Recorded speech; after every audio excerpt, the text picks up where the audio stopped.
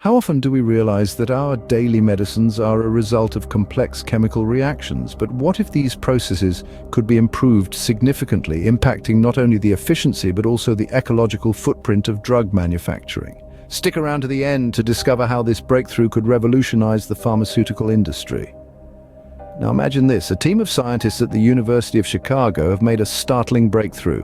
They have discovered a way to improve chemical reactions in drug manufacturing using electricity. This is a significant stride in the domain of electrochemistry, with the potential to enhance efficiency and sustainability in green chemical production. The researchers turned their attention to a type of reaction frequently used in synthesizing pharmaceutical drugs.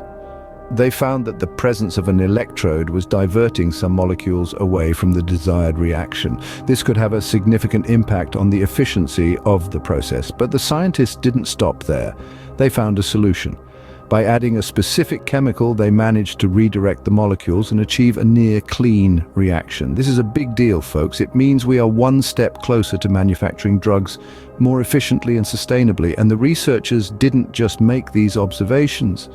They used advanced imaging techniques to observe the reactions at the molecular level, providing insights into the interfacial structure.